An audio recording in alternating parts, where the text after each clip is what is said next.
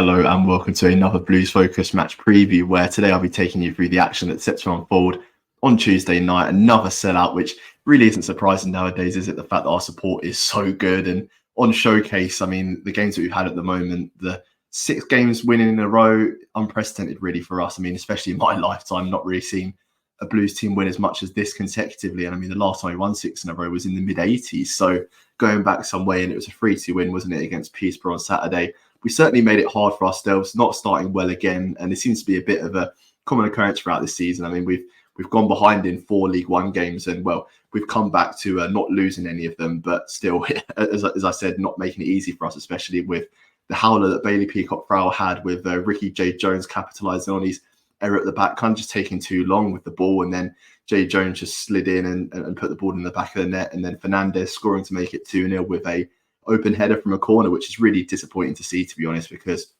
they are preventable goals, aren't they? And as I said, the fact that we start so slowly, it gives us a bit of a mountain to climb. But boy, did we climb that mountain on Saturday with a 3-2 win, and William Williamson getting a goal, his second league goal of the season.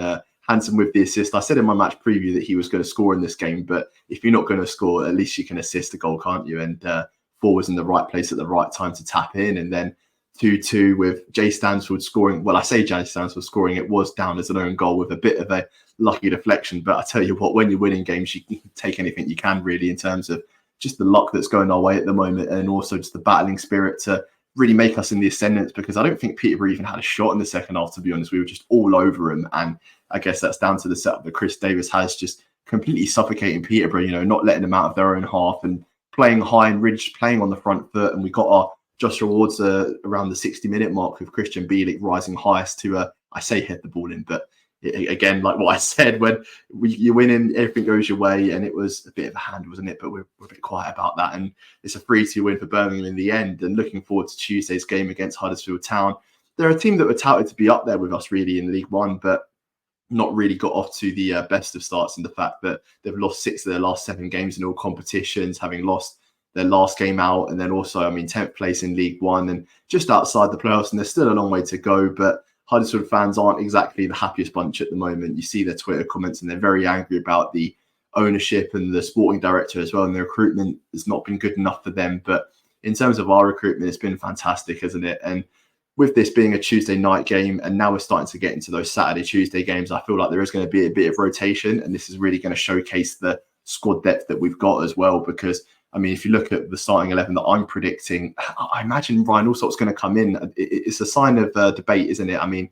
Leave your comments below as to who you think is going to start and goal on Tuesday, whether it's going to be Peacock-Frowell or Allsop. But I'm going to give the nod to Allsop, because with our strength in depth, why not use it? We've got 2 competent goalkeepers, in the fact that Ryan Allsop played a lot of games in the Championship the whole last season, and Peacock-Frowell is a decent goalkeeper, but just maybe lacking a bit of confidence at the moment. So perhaps taking him out the firing line might be the best option, and to give Allsop a run out in goal. And then the back 4, again, a bit of rotation in this, in the fact that I did predict Samsted to start against Peterborough on Saturday, but I do think he'll come in on Tuesday, because we've got 2 decent right backs at the moment in Gardner-Hickman and Samsted, with Ethan Laird out injured. And again, with the rotation, why not use it if you can? And the 2 centre backs, I would actually keep the same with Bielik and Clara, because Bielik did get a rest, albeit being suspended, but that back 2 seems to be pretty solid at the moment. And left back Alex Cochrane, because of the injury situation with Lee Buchanan, we've not got a lot of depth, really, because I know that Brandon Keller has played at left back, but he's not an out-and-out left back, is he? So I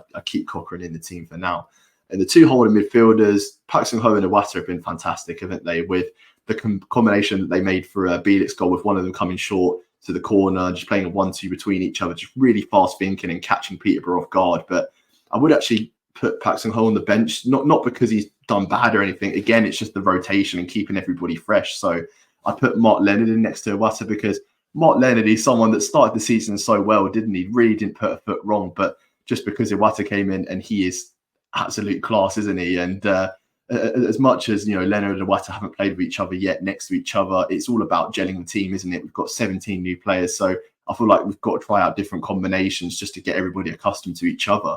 And then the forward 3, I'm going to say Stansford up front again, but then kind of the 3 behind him. I do expect Alphamir to come back in for this one. I know he's benched again against Peterborough, but as I've said in my previous previews, they're both very good players, Stansford and May, and as much as it may be one picked over the other in games to go by. I still feel like Alfie May has so much to offer going forward, and he has got 4 league goals this season, and against Huddersfield as well, the team that almost signed him, didn't they, until we hijacked the deal at the last second. And I guess that just goes to show the strength we've got in this league. And I'd still say Willem Willemsen in the team. I think he man of the match, wasn't he? Man of the match performance against Peterborough on Saturday, and his pressing is amazing, just being in the right place at the right time, and he offers that physicality up front as well, which I feel we may lack if he gets taken out of the team. And then on the wing, the other side of him, I'm actually going to go with Scott Wright instead of Hansen. Hansen got his assist on Saturday, which is fantastic, but Scott Wright, someone that's appeared off the bench a lot. He got that last-minute winner, didn't he, against Wigan, which sent the Tilton into absolute bedlam. But I'd love to see Scott Wright given a start in this game, because I feel like he has shown a lot of potential. And then up front, again, like what I said, Jay Stansfield, someone that with his intensity and press and just everything that he offers is a fantastic option for the team, isn't he? And in terms of getting a lowdown on the Huddersfield side of things, we spoke to Steve from the West Yorkshire Football Show to get some information really on what Huddersfield are looking like at the moment, because from the outside looking in, it doesn't look fantastic. So let's see what a Huddersfield Town fan has to say for himself.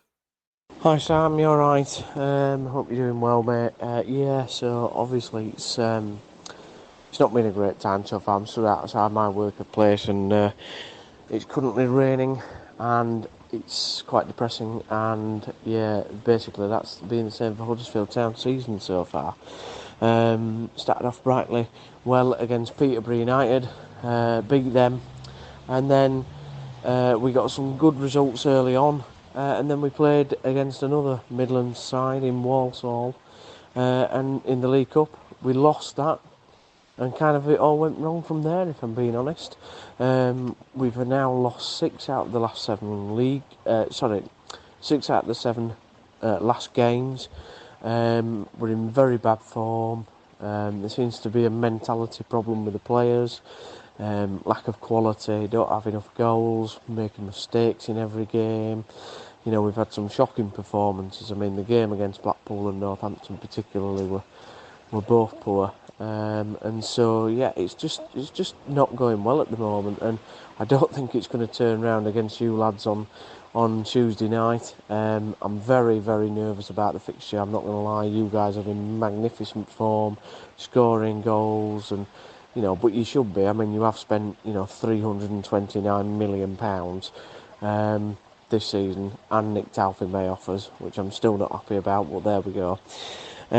So yeah, it's just a bit depressing really at Town at the moment, and Michael Duff's got to turn it round really. Some people are saying for his head to go already. I don't see the point in that. You know, we've been down that road last season, sacked 2-3 managers in a row, and things have gone from bad to worse. So listen, sometimes you've got to stick with the process, but you've got to work out what the problems are with the team. Midfield's not good enough.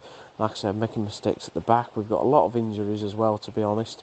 Helic's out for now, 6 to 8 weeks, so he won't be playing.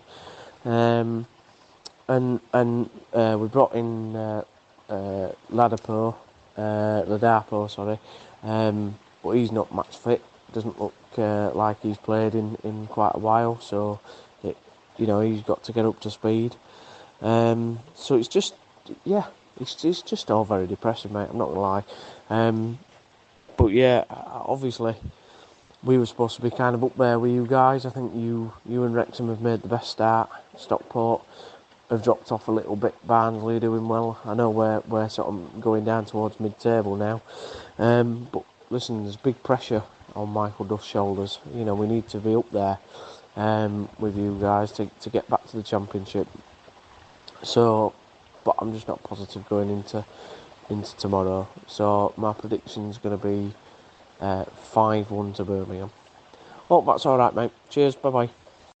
And yeah, it's a pretty damning indictment, isn't it, on Huddersfield's start to the season so far, with Steve predicting a 5-1 victory for Birmingham. I know I said before about the 4-2 victory for Peterborough that the Peterborough fan predicted being high odds, but that would also be pretty high odds as well. And it's not out of the realms of reality, though, is it, with the start that we've had and how dangerous we look going forward, and especially against a out-of-form team like Huddersfield, we really look to crank up the pressure on them. And Michael Helic missing for them as well. It's a big miss. Someone that featured for Huddersfield Town a lot last season, probably one of their most valuable assets that they've got. He scored against us last season in the 4-1 defeat. But in that 4-1 game, I remember it was almost a year ago today, actually, the 3rd of October 2023, and that game, all the goal scorers we don't actually play for us this season now. Siriki Dembele got 2 goals, Jordan James got a goal, and then Koji Miyoshi got a goal, and that was one of the last games, wasn't it, under John Eustace, where we looked absolutely fantastic, and then we all kind of know what happened next. But then at their ground, towards the back end of last season, that was one of the games that got us relegated, didn't it? The 1-1 draw where